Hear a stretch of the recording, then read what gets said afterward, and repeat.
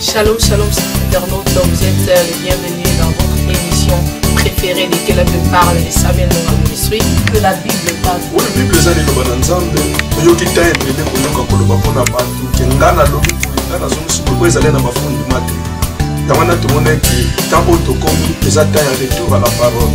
Je n'ai point honte de l'évangile, car c'est une puissance qui sauve à quiconque croit. Bonjour, amis de la 3xw.samueltvministry.com. Je suis le pasteur Trésor de Quelle Bible parle, une émission qui vous est proposée par le site Samuel Ministry TV, où nous parlons de la parole de Dieu, où nous voulons parler selon la Bible.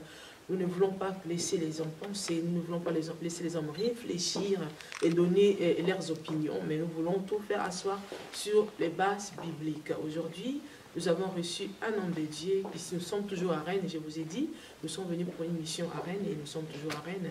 Et nous avons reçu le pasteur Johnny. Le pasteur Johnny, il est un des pasteurs des églises ici à Rennes. Il va se présenter lui-même afin que vous puissiez le connaître. Mais il est venu nous parler aujourd'hui de propagande de la fin des temps. Les propagandes, vous saviez, il y a trop de propagande ces derniers temps, de propagande parce que tout le monde peut se placer derrière la caméra et pouvoir faire des propagandes sur ce qu'il a compris, ce qu'il a reçu. Et lui, il est venu parler aussi des propagandes de la fin des temps. Le but du message est que vous et moi, nous ayons de la connaissance, de la révélation, afin que nous soyons libérés de toutes ces ignorances qui nous viennent de partout. Mais le contenu du message, je ne sais pas. Vous et moi, nous allons découvrir ensemble avec Maman Bijou. Maman Bijou, bonjour. Bonjour, pasteur. Les propagandes de fin des temps, le pasteur Johnny. Waouh. Comme tu as dit, hein, nous allons découvrir. Oui, parce que je ne sais pas de quoi il s'agit, les propagandes de la fin des temps. Et bonjour, pasteur. Bonjour. Comment allez-vous? Très bien. Nous sommes heureux de vous recevoir sur notre plateau de Quelle Bible parle. Et nous voulons que le peuple de Dieu vous connaisse. Qui est le pasteur Johnny? D'où il vient? Il est marié, il a une église. Que fait le pasteur Johnny? Merci pour la parole. Donc, le pasteur Johnny est le pasteur ici à Rennes, de l'église MR, Église missionnaire évangélique de la réconciliation. Donc, je suis marié, père de 4 enfants. Et je suis ici depuis 99. Donc, je suis le pasteur à l'église MR depuis 2000. Donc, aujourd'hui, c'est 16 ans que je travaille dans cette église. Voilà, nous sommes heureux de vous recevoir et vous voulez parler de propagande du temps de la fin. Pourquoi ce thème? Oui, ce thème-là, c'est très important. Pendant qu'on priait, j'ai attendu qu'on me souffle ça, de parler de propagande du dernier jour de fin de temps quand on venait, parce que c'est l'église aujourd'hui, nous avons une mission. Mais je commence à voir comme l'église, vraiment l'église essaye de perdre la mission ou la vision. La vision. Si je voulais parler de ce thème-là pour que nous puissions un peu comprendre qu'est-ce que nous, l'église, soit les chrétiens ou les serviteurs de Dieu, nous sommes appelés à faire. À propager. À propager. Voilà.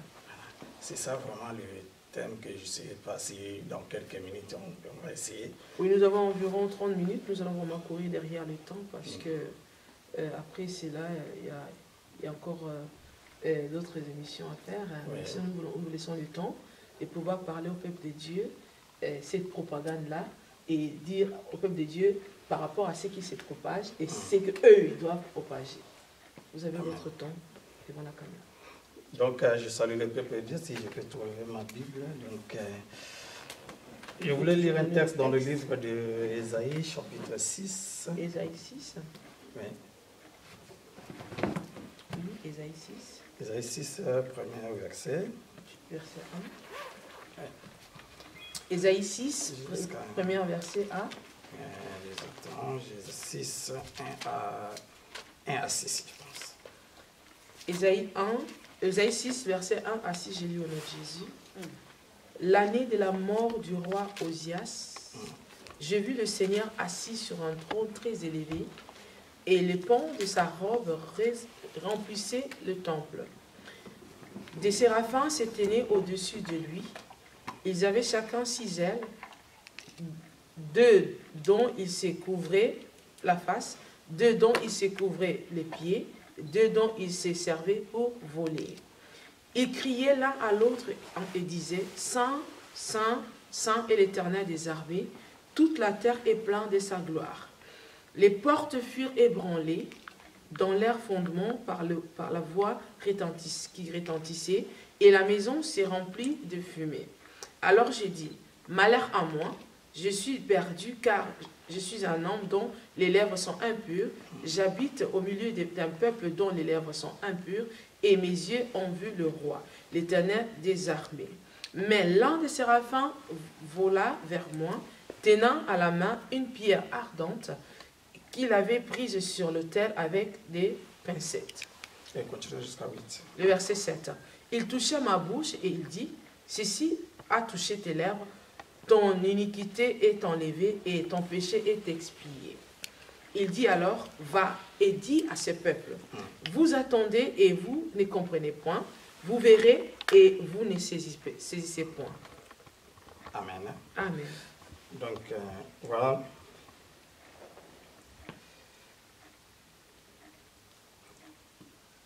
Je voulais parler de propagande de dernier jour pour que les peuples de Dieu comprennent premièrement de quel temps que nous sommes. Nous sommes, l'Église est arrivée aujourd'hui à un temps que nous ne pouvons plus se taire. Non. Il faut parler maintenant. Voilà. Il faut parler. Parce que quand on parle de propagande, donc on voit deux camps. Oui. Donc il y a deux candidats. Yeah. Adverses, donc comme aujourd'hui, si on voit aujourd'hui dans la politique, on vient de suivre la politique, c'est passé aux États-Unis, il y a des Trump, Hillary, donc il y avait vraiment deux camps de propagande différents, même ce qui s'est passé, on a vu ici en France, sur ce qui s'est passé ici en France, comment on appelle ça, les choses politiques là. Donc on a vu vraiment, il y avait des propagandes. Et dans chaque camp, chaque candidat, il y avait vraiment des disciples, comme on dit. Il a ses adeptes, il y a ses fanatiques, et chaque fanatique sortait sur la route pour crier que les candidats eux le meilleur. Donc c'est ça l'erreur du propagande. Alors nous, si nous parlons aussi dans la Bible de la propagande, parce que nous voyons aussi que la Bible nous explique aussi qu'il y a deux candidats.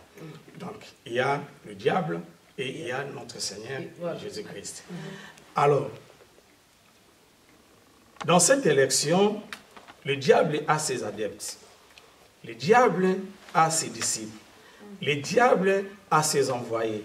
Et aujourd'hui, l'Église, quand je disais que l'Église a perdu sa mission, parce que l'Église a gardé silence, et nous avons laissé seulement les camps du diable, ou les adeptes du diable de parler.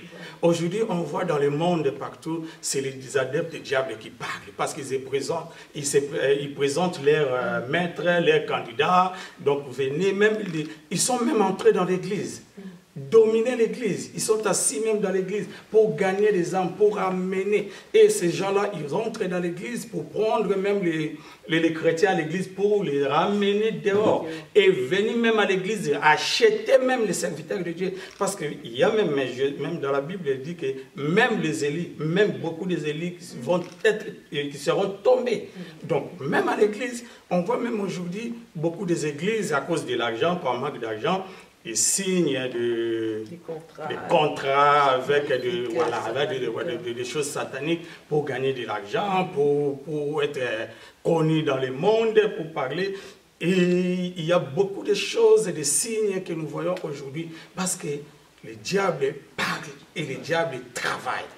Mais l'Église, nous gardons silence.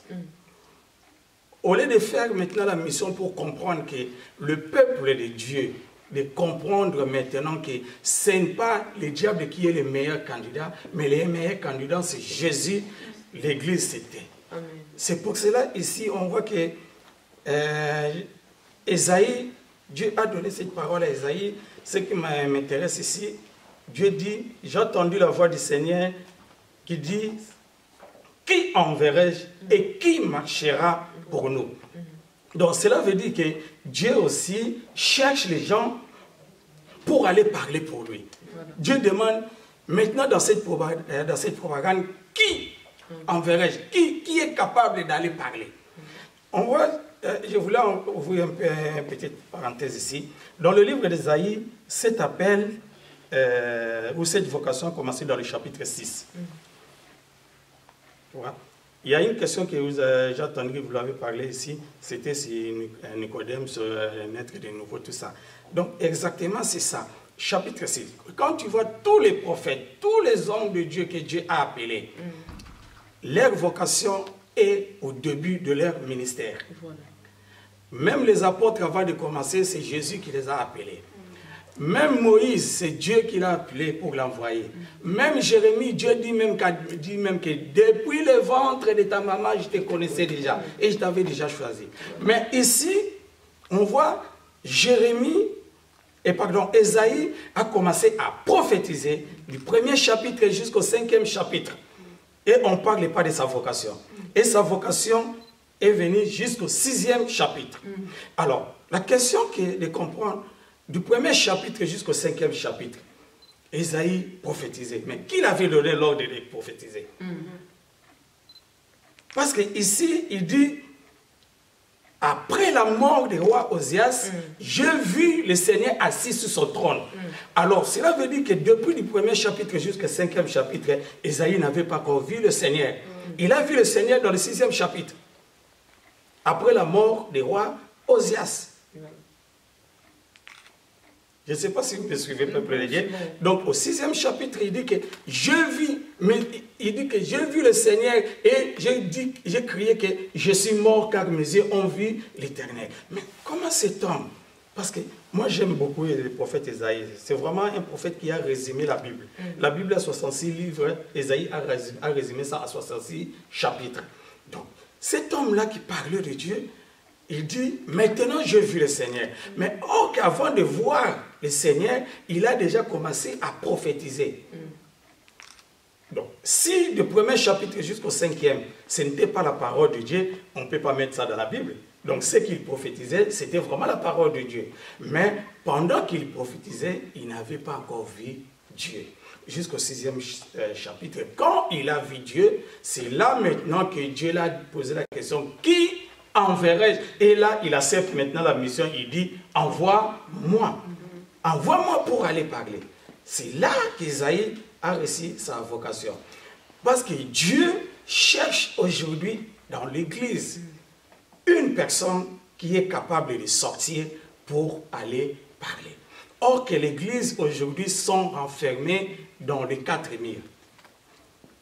Nous voulons plus sortir pour aller parler de Dieu. Même les évangélistes. Même les évangélistes, même les apôtres, même tout le monde est devenu pasteur, les prophètes, tout le monde est devenu pasteur. Nous voulons seulement prêcher ici à l'église.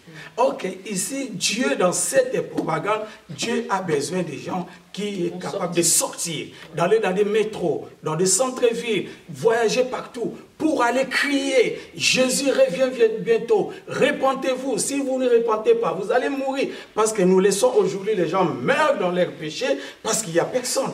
Même l'apôtre Paul dit, comment ces gens-là peuvent être sauvés s'il n'y a personne pour aller les prêcher? Et comment on peut aller prêcher la parole s'il n'y a personne pour vous l'envoyer? Ok, nous avons quelqu'un qui nous envoie. Dieu nous a appelé et il nous a donné une mission d'aller partout dans le monde. Voilà. Donc si l'Église va comprendre cela, nous allons quitter l'Église locale et nous allons sortir. Parce que la définition même de l'Église, c'est en dehors de. Mise à part. Ouais, mise à part. Mais nous, aujourd'hui, nous sommes entrés ici et nous sommes fermés ici.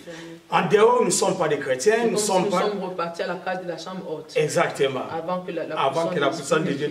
Donc, on dirait que Dieu habite ici. Si le peuple de Dieu ne vient pas ici, il ne va pas écouter, ni pas sauver, il ne va pas écouter la parole de Dieu. Et ceux qui sont à l'extérieur, c'est leur problème. Et l'Église a abandonné tous ces gens-là. Et voilà ce qui arrive. Le diable maintenant récupère. Les adeptes du diable récupèrent tous ces gens. Aujourd'hui, j'étais étonné. En 2015, je viens de Kinshasa, j'ai vu, il y a aujourd'hui des temples satanistes. Il y a des temples, des dojos, des choses comme ça. Et tu vois, dans de tels endroits, il y a la foule. Il y a des gens qui viennent. Pourquoi? Parce que nous, un homme de Dieu me disait que, pasteur, nous, si un chrétien Il ne vient plus à l'église, ce n'est plus le temps de le suivre. S'il connaît le Seigneur, il va revenir tout seul. Voilà, pasteur, attendez, je vais dire aux téléspectateurs qui nous rejoignent maintenant, nous sommes avec le pasteur Johnny, on est toujours à Rennes, et nous sommes en train de parler de la propagande des temps de la fin. Nous sommes déjà à notre deuxième partie.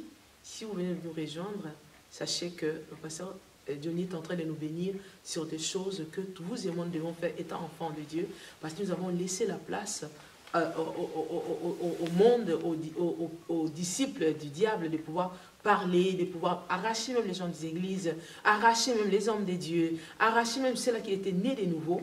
Alors, il est en train maintenant de nous donner le secret de cette propagande des temps de la fin pour que vous et moi, nous ne soyons pas arrachés un jour. Restez cloués, nous sommes ensemble avec le pasteur Johnny.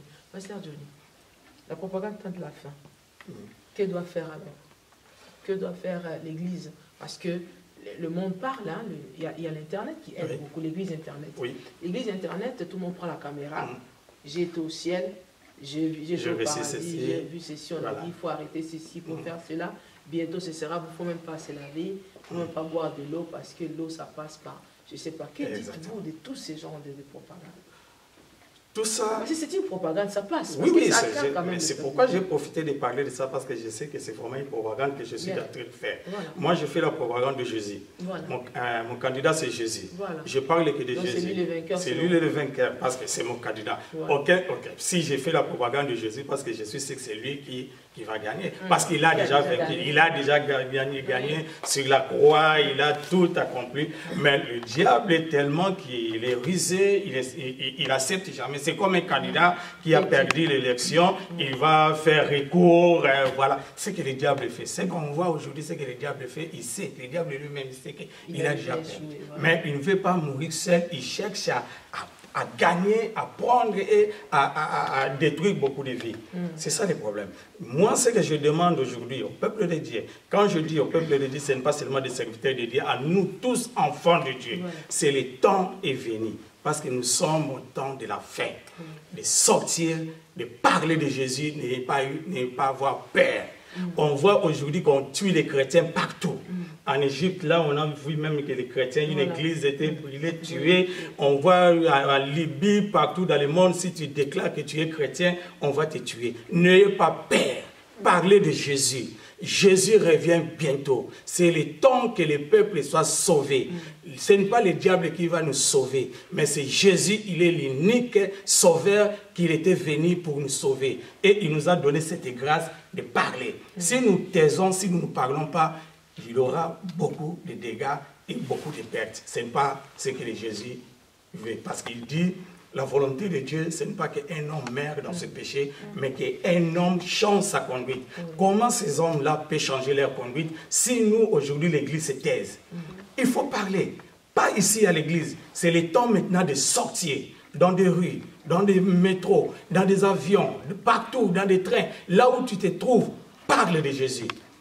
Mais pasteur, vous avez parlé et vous avez dit que aujourd'hui l'Église ne parle pas. Hein? Il y a plus les agents du diable qui parlent plus, qui sont là pour faire évangéliser leurs nouvelles.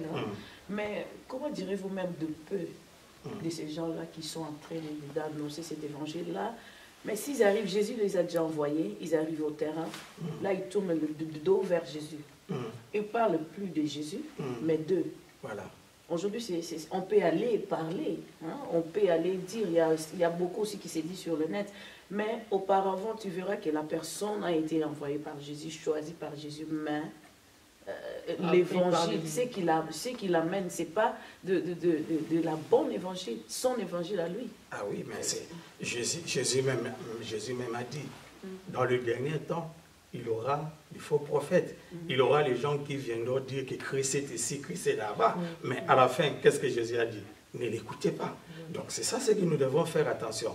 Parce que ce n'est pas parce que nous sommes dans l'église, et ce n'est pas parce que je dis que je suis serviteur de Dieu et que je suis envoyé de Jésus. On voit aujourd'hui beaucoup de gens qui marchent même avec cette Bible, mais ils ne sont pas appelés. Jésus a dit que vous allez le reconnaître par leurs fruits. Vous allez connaître, vous allez comprendre déjà. Si vous voyez déjà que quelqu'un, même si c'est une grande église avec 10 000 membres, je ne sais pas, il se proclame que je suis ceci, je suis ma machine de guerre, je suis le feu de Dieu. Tous les noms qu'on prend aujourd'hui, c'est leur problème. Mais nous, ce que nous voulons, de voir les âmes sauvées. C'est ça la mission. Mais comment l'âme va être sauvée s'il a face à un faux? Comment il va faire cette différence-là? Nous, au moins, on connaît un peu la parole de Dieu, un peu la connaissance de Jésus. Hein? Si quelqu'un me parle, j'ai la facilité. Mais quelqu'un qui n'a jamais entendu parler de Christ, hein? C'est ça. Mais qui a aussi besoin de cet évangile-là, la vraie. Hein? Qui comment il va attendre si nous ne parlons pas? C'est pour cela qu'il faut faire cette propagande. C'est pour cela qu'il faut que nous, l'Église, que nous crions pour que ces gens-là qui sont loin d'attendre que Jésus est notre sauveur. C'est Jésus qui sauve. J'ai regardé une vidéo d'une femme à Pakistan. Cette femme-là, elle est musulmane, ses parents musulmans, toute sa famille musulmane. Et cette femme-là était handicapée, elle ne marchait pas. Alors, un jour, cette femme-là, elle dit, elle était dans sa chambre. Parce que dans leur livre Coran, il y a une partie qu'on parle aussi de Jésus, mais on parle de Jésus comme Issa, le fils de Marie. Alors, un moment, il disait à elle-même que, fils de Marie, j'ai lu ici que toi tu guérissais les malades, tu ressuscitais les morts, est-ce que tu ne peux pas faire quelque chose pour moi? Comme ça, cette femme a commencé à parler de Jésus. Tout au coup, il a vu une grande lumière remplir toute sa chambre. Et Jésus l'a visité. Et pendant qu'il discutait avec Jésus, parce que son papa avait beaucoup d'argent, et la personne qui s'occupait d'elle, qui l'a amené à manger, quand il venait pour ouvrir la porte, il trouvait que cette femme qui était handicapée était debout. Alors, qu'est-ce que les parents ont fait? Les parents ont dit, mais qu'est-ce qui t'est arrivé? Et cette femme a commencé à témoigner maintenant. Il a dit que c'est Jésus, le fils de Marie, qui m'a guéri. Et comme la famille était musulmane, ils ont dit, ne parlez pas de ça. Ne dis jamais que c'est Jésus qui t'a guéri. Il faut dire que c'est Mahomet qui t'a sauvé. Cette femme a dit, mais non, moi c'est Jésus. Et son frère a pris même une arme pour le tuer. On a menacé. Et aujourd'hui, cette femme est en Angleterre. Donc il a eu la grâce de fuir. Il témoigne aujourd'hui partout. J'ai cette vidéo-là chez moi. Tu vois, pourquoi? Tu as entendu ça. Cette femme-là, qu'est-ce qu'elle fait maintenant aujourd'hui? Elle témoigne de Jésus. Ok, elle était dans une famille qui ne connaissait pas Jésus. Mais qu'est-ce qui fait taire le juste? Qu'est-ce qui fait taire l'Église de ne pas parler? Parce qu'on peut dire l'Église ne parle pas, mais qu'est-ce qui fait taire l'Église? L'Église ne parle pas aujourd'hui exactement, c'est ça, parce que dans l'Église, le monde est entré. Le monde est entré, le monde domine, c'est ça ce que je disais quand je parle du monde, ça veut dire des mauvaises choses, des mauvais comportements, tous ces gens-là sont entrés dans l'Église pour taire l'Église. Mais bon, adeptes, ou même des fidèles, des adeptes, des diables qui font la propagande du diable, sont entrés dans l'Église. Et même nous, les serviteurs de Dieu, nous les voyons, mais nous nous taisons. Pourquoi? Parce que ces gens-là, quand ils viennent à l'Église, ils apportent leurs dîmes, ils apportent des cadeaux, ils portent tout ça. Même les pasteurs, quand tu vois que telle personne, Dieu peut te montrer que telle personne est sorcière, telle personne est comme ça, mais les pasteurs, tu n'as pas le courage de parler parce que tu dis que si je parle, il va quitter. Peut-être là, il amène 500 €, 1000 €, il n'y aura personne qui va donner. Et les pasteurs préfèrent de se taire, de garder des choses comme ça. Or que quand ces gens-là sont à l'église, c'est eux qui détruisent l'église et qui détruisent la vie de prière, qui détruisent et freinent la parole pour l'église ne croise pas. Mais pasteur, vous avez donné vraiment un témoignage que j'aime aussi beaucoup. Hein, que vous avez parlé d'une femme qui était musulmane dans son pays, qui ne connaissait pas ces Jésus-là. Mais au moins, il a prononcé Jésus-là comme étant le fils de Marie. Et Jésus-là l'a guéri. Voilà. C'est que nous, dans l'Église, nous sommes vraiment dans la distraction totale. Aujourd'hui, nous faisons plus de différence. Lui, il est catholique, lui, il est comme ça. Lui, mais si on utilisait tout le moyen possible que nous avons, si seulement Jésus, on introduisait Jésus quelque part, que ce soit auquel moyen, ça suffit vraiment que nous sommes dans la distraction totale. Mais aujourd'hui, qu'est-ce qui détruit le monde? C'est la religion.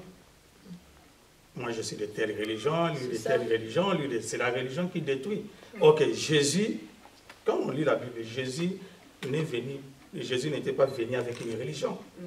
Il n'y a aucune religion que Jésus a laissée. La religion c'est pour les hommes. Ce sont les hommes qui ont créé la religion. Mais si ce que vous dites là, c'est très important, si nous allons comprendre que Jésus, ce n'est pas la religion, et nous tous, nous sommes appelés à nous réunir. Oui. Et parce que quand en nous réunissons, c'est une force. Et cette force-là, que nous pouvons changer le monde, que nous pouvons gagner beaucoup des âmes vers le Seigneur. Oui, parce que vous avez parlé tout à l'heure d'Ésaïe qui dit que dans le chapitre 6, a vu le Seigneur. Est-ce que pensez-vous, est-ce que évoquerez-vous ou bien resterez-vous cette pensée, et ça c'est mon avis personnel, mais est-ce que resterez-vous cette pensée que c'est vrai que Nicodème est venu pour poser la question étant docteur. Et à partir de cela, vous voulez confirmer que Ésaïe, à partir du chapitre 1 jusqu'à 5, il n'avait pas encore vu le Seigneur. Mais que diriez-vous du commencement de la Bible qui dit que au commencement Dieu créa, la terre était informe, vide, mais on ne nous a pas parlé de la chute qui est dans Ézéchiel 28. On va prendre une partie de Genèse 1, on le met dans Ézéchiel 28, si je ne me trompe pas, je vais passer là-bas, où on parle de la chute de l'ennemi, comment le diable parlait, tout ce qui s'est passé, parce que dans Genèse 1, on n'a pas dit qu'est-ce qui s'est passé au ciel. C'est entre Genèse 1 et 2, il y a le verset qu'on devait mettre Ézéchiel 28 entre versets 2 et 3, ou bien 3 et 4. Alors ne pensez-vous pas que c'est tous dans la même pensée? Parce qu'à la Bible, il y a des choses qu'on devait dire au début, mais qui ont déjà été faites, mais on les dit à la fin, ou bien des choses qui devaient être dites au début, à la fin on les dit au début. Oui, je comprends. Pensez-vous pas que ça peut être Non, non, je comprends votre cas. Parce que là, ce que je parle d'Ésaïe, c'est la vocation. Oui. Mais tandis que ce que vous parlez de la Bible et des Ézéchiel, ça c'est la révélation. Mais qu'est-ce qu'il ne faut pas qu'il a parlé de sa vocation, de ce qui s'est passé de sa vocation, il a préféré parler de ça au chapitre 6. Non, ce que je voulais dire, je voulais répondre à la question de Nicodème, pour voir que ces choses-là arrivent même aujourd'hui. Moi, il y a même des pasteurs, même des serviteurs de Dieu. Ils sont devenus pasteurs, ils dirigent des églises, mais ils n'est pas encore consacrés. Ils ont déjà commencé à travailler comme pasteurs. Ils sont déjà dans le ministère. Il célèbre le mariage, il fait le miracle, il fait tout ça, mais il n'est pas encore pasteur. Mais la consécration n'a rien à voir avec on a aussi, comme aussi on a des pasteurs qui sont consacrés en n'ayant même pas la paix de Dieu. Oui, il y a vice-versa. Mais le problème, ici on parle de la nouvelle... Non, non. Nicodème, le problème de Nicodème, c'est par rapport au manteau, par rapport à la consécration. C'est par rapport au naître des nouveaux. On n'est pas en train de dire, parce qu'un homme qui n'est pas consacré et qui se trouve dans un milieu où Dieu lui fait grâce de diriger certains peuples avant sa consécration, moi je pense que s'il y a le baptême, il va faire le baptême. S'il y a le mariage, il fera le baptême. Parce qu'on n'est pas pasteur, parce qu'on a mis les gens, parce qu'on est... C'est ça ce qu'on parle. On parle de surnaître de nouveau. C'est ça Nicodème. Donc, Nicodème était docteur de la loi, mais il n'était pas encore né de nouveau. Donc, ça veut dire qu'il servait déjà le Seigneur. Mais la nouvelle naissance de Nicodème est venue en Jésus-Christ, le jour qu'il a raconté Jésus-Christ. C'est là qu'il est né de nouveau. Donc, c'est ça ce qui est important. Tu peux être pasteur, tu peux commencer à prêcher la parole de Dieu, à faire tout ça, mais tu n'as pas encore raconté Jésus-Christ. Ok, ce qui est important, il faut que Jésus t'appelle. Voilà, mais est-ce que vous encouragez d'abord que quelqu'un fait tout cela d'abord avant de rencontrer Jésus, ou bien il doit d'abord rencontrer Jésus et alors aller annoncer la bonne nouvelle? Tu vois, il y a je peux dire, les choses, ce qu'on appelle peut-être le ministère dans l'Église, le ministère de l'Église. L'Église a une organisation que nous devons aussi respecter. Tu vois? Parce que si nous ne respectons pas certaines choses dans l'Église, c'est pourquoi on voit aujourd'hui, il y a beaucoup de faux. Les gens qui sortent, qui se programment, tout ça, parce que nous ne respectons plus rien. Quelqu'un va dire, comme on dit aujourd'hui, Abraham s'est séparé de Lot, et c'est le seul verset que tout le monde, si quelqu'un veut quitter l'Église, il dit, tu ne vas pas vu qu'Abraham s'est séparé, toi tu vas de l'autre côté, toi tu vas de l'autre côté. Oui, mais si Lot était parti de l'autre côté parce qu'il avait choisi, mais qu'est-ce qu'il est arrivé à Lot? Oui, la mort. Voilà, amis de la 3fois.wsamuelministre.com, nous sommes avec le pasteur Johnny, nous avons vraiment atteint notre temps et nous voulons laisser au pasteur Johnny quelques minutes de pouvoir dire au peuple de Dieu par rapport à cette propagande de la fin des temps, vous êtes un enfant de Dieu, que dois-je faire un enfant de Dieu en ce temps de la fin par rapport à la propagation du nom de Jésus, parce qu'il revient bientôt. Pasteur Johnny. Okay. Merci. Donc, je dis au peuple de Dieu, nous avons entendu comment Dieu se soucie et Dieu cherche. Donc, vraiment, Dieu est en train de chercher. Il dit, qui enverrai-je? Donc, c'est vraiment, c'est comme un cri d'alarme, c'est comme un cri que Dieu lance aujourd'hui à l'Église. Dieu demande à l'Église, qui enverrai-je? Alors, si toi tu m'écoutes, si tu veux répondre, une seule réponse, c'est comme Ésaïe a dit, mais voici. Mais voici non pour rester à l'église. Mais voici non pour dormir à l'église. Mais voici non pour prêcher à l'église. Mais voici non pour travailler à l'église. Mais voici pour aller, pour sortir à l'extérieur. Parce qu'il y a beaucoup de monde, il y a beaucoup de gens qui meurent dans des hôpitaux, dans des prisons. Aujourd'hui, l'église ne visite pas des prisonniers. Aujourd'hui, l'église ne visite plus des malades. Quelqu'un a un membre de sa famille malade à l'hôpital, il amène le sujet ici à l'église et l'église prie ici à l'église. Or que nous sommes appelés, non, ne pas prier à l'église, il faut de partir jusqu'à l'hôpital pour aller prier, pour c'est comme les apôtres faisaient. Donc nous sommes une église qui est fondée sur les fondements des apôtres. C'est le moment maintenant de travailler comme des apôtres. Dieu cherche quelqu'un pour aller à l'extérieur sauver des âmes, non ici à l'église. Voilà, et nous sommes vraiment bénis. Vous savez, à la fin, l'onction s'est encore doublée de Pasteur Johnny. Et vous avez compris pourquoi, parce qu'il y a une colère spirituelle qui fait que l'Église s'éteint, l'Église ne dit rien, l'Église fait tout à l'Église s'enferme, comme si nous sommes revenus à la case départ, au temps de la chambre haute où les 120 entendaient le Saint-Esprit sans bouger. Nous avons déjà le Saint-Esprit en nous. Le Saint-Esprit nous a déjà rempli de cette capacité de pouvoir faire de toutes les nations les disciples de Christ. Alors, nous devions nous lever, sortir, aller parler, aller propager la bonne nouvelle que Jésus-Christ revient bientôt. C'est Jésus-Christ qui est le véritable. Il a dit, je suis le chemin, la vie et la vérité. Il n'y a pas un autre. Il dit, personne ne verra le Père si ce n'est par moi. Nous vous disons merci parce que nous croyons que vous avez été bénis par ces messages que nous a apporté le pasteur Johnny sur la propagande du temps de la fin. Ne laissez pas que les gens viennent vous dire n'importe quoi sur Internet. J'ai vu Dieu, j'ai entendu, il m'a dit ceci, telle révélation. Il n'y a plus un autre fondement que le fondement des apôtres. Que Dieu vous bénisse. À la prochaine. Merci beaucoup, pasteur Johnny. Bye. Merci beaucoup. Merci. Voilà, au revoir. Au revoir.